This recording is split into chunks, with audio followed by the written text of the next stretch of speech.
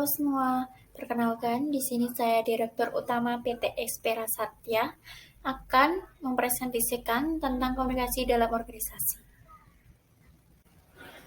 Pengantar. Manusia adalah makhluk sosial yang membutuhkan seseorang atau sekelompok orang untuk berintegrasi dalam kehidupannya. Oleh karena itu, manusia membutuhkan komunikasi. Dalam berintegrasi, manusia membentuk kelompok-kelompok tertentu yang mempunyai pembagian pekerjaan yang jelas atau organisasi. Oleh karena itu, penting untuk mengerti bagaimana berkomunikasi dalam sebuah organisasi agar tujuan organisasi tersebut dapat tercapai dengan baik.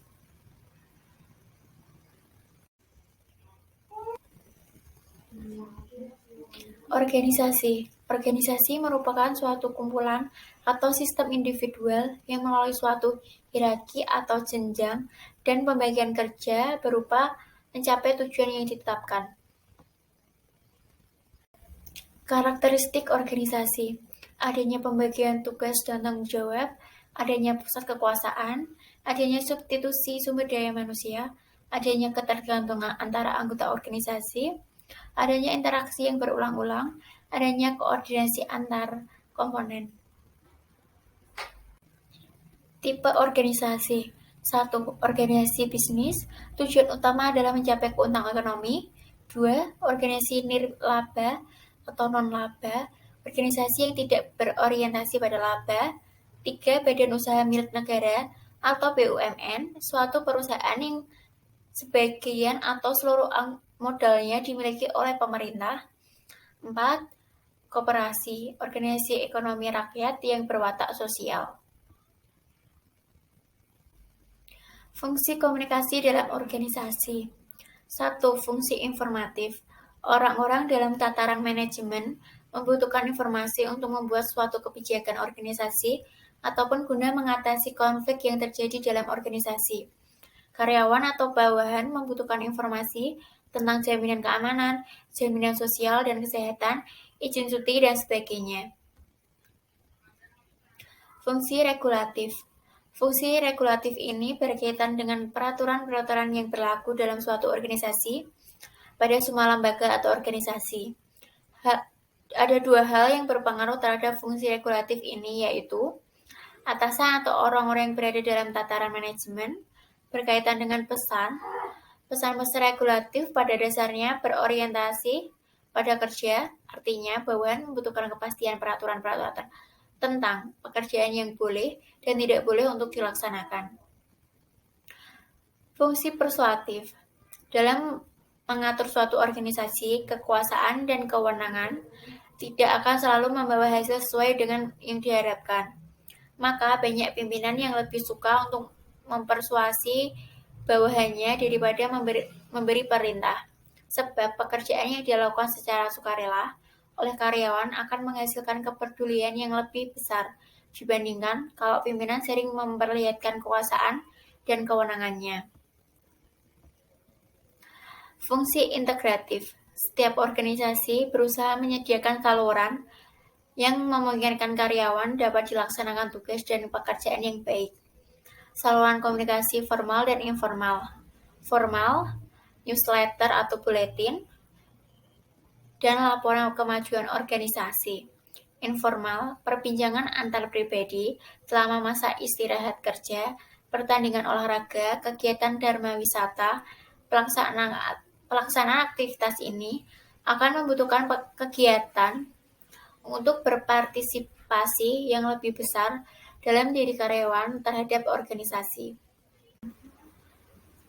Komunikasi bisnis internasional merupakan proses pengiriman atau penerimaan pesan antara orang-orang yang berbeda latar belakang budayanya, sehingga dapat mengarahkan kepada perbedaan dalam menafsirkan tanda-tanda verbal dan non-verbal. Perbedaan budaya. Perbedaan budaya dapat menjadi hambatan dalam berkomunikasi yang sulit diatasi. Perbedaan budaya dapat dilihat dari konteks budaya, perbedaan aspek legal dan etika, perbedaan sosial, dan perbedaan tanda-tanda nonverbal. Konteks budaya. Konteks budaya merujuk pada pola petunjuk fisik, stimulus lingkungan, dan pemahaman tersirat yang menyampaikan arti antara dua anggota dalam budaya yang sama. Dari budaya satu ke budaya lain, orang-orang menyampaikan arti kultural secara berbeda. Konteks budaya di dunia terbagi menjadi dua jenis, yaitu high context dan low context. High context culture. High context culture dapat diartikan sebagai masyarakat yang cenderung menganut budaya kolektif, yang cenderung menyampaikan pesan secara berbelit-belit dengan banyak menggunakan simbol, kiasan, dan kata-kata halus yang dirumuskan sebagai high context. Low context culture. Masyarakat yang mengartikan dan menyampaikan pesan tanpa banyak basa-basi, mereka menyampaikan lewat arti sesungguhnya, tanpa kiasan atau cara yang berbelit-belit agar bisa dimengerti. Pola komunikasi seperti ini cenderung digunakan oleh masyarakat yang bersifat individualistis. Dalam sebuah pembicaraan, mereka biasanya cenderung blak-blakan, langsung pada inti yang ingin diucapkan tanpa penyaringan kata-kata yang dikeluarkan, sehingga kemungkinan lawan bicaranya tersinggung itu lebih besar. Perbedaan aspek legal dan etika. Konteks budaya juga mempengaruhi perilaku legal dan etika. Perbedaan legis dan etika tersebut dapat terlihat dari beberapa aspek berikut. Pada budaya dengan konteks rendah, mengutamakan perjanjian tertulis, seseorang dinyatakan bersalah pada saat dinyatakan bersalah oleh pengadilan, sebelum pengadilan memutuskan tidak boleh dinyatakan bersalah. Pada budaya dengan konteks tinggi, lebih mengutamakan perjanjian secara lisan. Seseorang dinyatakan bersalah saat polisi melakukan penangkapan sampai hakim memutuskan di pengadilan. Konsep terhadap materi.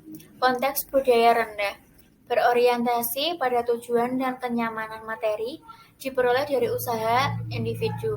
Konteks budaya tinggi mendapatkan pekerjaan lebih penting dibandingkan bekerja secara efisien. Perbedaan budaya dalam konteks status sosial. Perbedaan budaya berdasarkan sosial terbagi menjadi 4 bagian. Konsep terhadap materi, peran dan status, penggunaan cara dan sopan santun, konsep waktu. Konsep peran dan status. Konteks budaya rendah dapat menyapa atasan tanpa menggunakan gelar seperti bapak atau ibu, mister atau mrs. Hubungan antar atasan bawahan bersifat terbuka. Tidak terdapat perbedaan antara atasan dan bawahan. Konteks budaya tinggi menyapa pelaku bisnis atau atasan dengan gelar. Status sosial sangat penting, bahkan di luar pekerjaan atau di luar kedinasan. Tertutup, atasan dan bawahan harus dibedakan. Cenderung ada jarak antara atasan dan bawahan. Menggunakan cara dan sopan santun. Konteks budaya rendah memberikan hadiah kepada istri teman dianggap sopan dan biasa, atau mencium istri orang sebagai ungkapan kehangatan dan persahabatan dianggap wajar dan biasa. Konteks budaya tinggi memberikan hadiah kepada istri teman dianggap tidak sopan, apalagi mencium istri teman akan dianggap sebagai bentuk kekurang ajaran. Konsep waktu. Konteks budaya rendah menganggap waktu sebagai cara untuk merencanakan hasil kerja dengan efisien. Waktu diperlakukan dengan sangat berharga. Sebaiknya pada budaya dengan konteks budaya tinggi cenderung tidak menghargai waktu, sehingga istilah jam karet merupakan hal yang biasa. Perbedaan tanda-tanda nonverbal. Konsep ruangan. Pada budaya dengan konteks budaya rendah, ruangan kerja lebih tertutup karena mereka lebih menghargai privasi seorang. Sedangkan pada budaya dengan konteks budaya tinggi, ruangan lebih terbuka. Atasan bawahan dapat saling melihat satu sama lain, seperti dapat kita lihat di perusahaan-perusahaan Jepang. Konteks mata. Pada budaya dengan konteks rendah seperti Amerika Serikat, jika seseorang tidak membalas tatapan mata, sedangkan pada budaya dengan konteks tinggi, seperti di Asia dan Amerika Latin, dengan mempertahankan tatapan mata ke bawah, merupakan tanda penghargaan atau penghormatan. Sebaiknya, penatapan mata langsung dapat dianggap sebagai bentuk ketidaksopanan. Bahasa tubuh. Bahasa tubuh bisa membantu mengklarifikasi pesan-pesan yang membingungkan, namun Dalam perbedaan antar budaya, bahasa tubuh dapat memberikan pengertian yang berbeda. Misalnya, dalam budaya dengan konteks yang rendah, mengangkat kaki ke atas meja merupakan hal yang tidak biasa. Namun, dalam budaya yang tinggi, hal ini dianggap sebagai bentuk ketidaksopanan atau penghinaan. Negosiasi lintas budaya. Moran, Amerika, terus penting, sudut pandang ekonomi. Cina dan Jepang tumbuhkan hubungan personal, Perancis formal, tidak mudah percaya. Sekian dan terima kasih, semoga dapat menambah wawasan.